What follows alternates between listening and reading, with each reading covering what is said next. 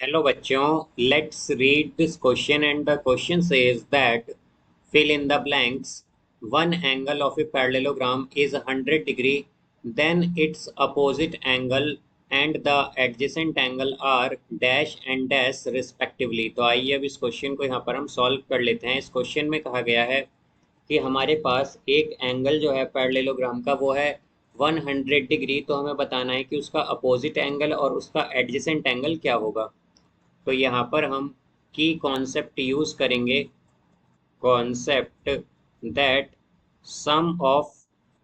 तो हमारे पास जो सम होता है एडजेसेंट एंगल्स का, sum of adjacent angles in parallelogram, in parallelogram वो होता है 180 degree, is 180 degree.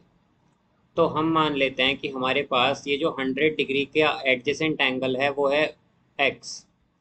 Late the angle, let the angle adjacent to, adjacent to 100 degree B x। तो हम मान लेते हैं कि जो 100 डिग्री के एडजेसेंट है वो क्या है, x है।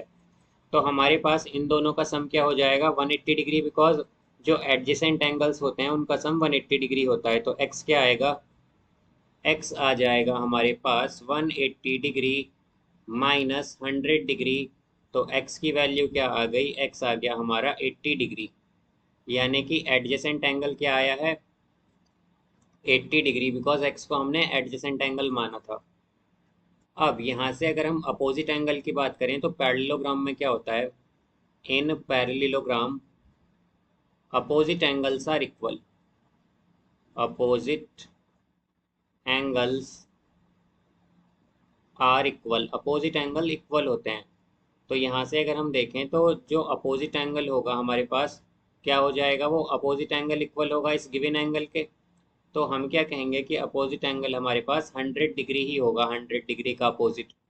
तो यहाँ पर हमसे यही पूछा गया था कि अपोजिट एंगल क्या है। तो अपोजिट एंगल जो है 100 डिग्री का वो क्या होगा, अब हमारे पास 100 डिग्री ही होगा, बिकॉज हमने अभी देखा है यहाँ पर कि जो अपोजिट एंगल्स होते हैं पैरेललोग्राम में वो इक्वल होते हैं। देन उसके बाद हमसे पूछा गया था कि एडजेसेंट एंगल, तो एडजेसेंट एंगल्स का सम क्या होता है, 180 डिग्री। तो हमने क्या देखा कि एडजेसेंट एंगल आया हमारे पास 80 डिग्री। तो यहाँ पर ये आ जाएगा 80 डिग्री। तो यहाँ पर इसका आंसर होगा हमारे पास 100 degree and 80 degree respectively. So I hope you understood it well. Best of luck, thank you.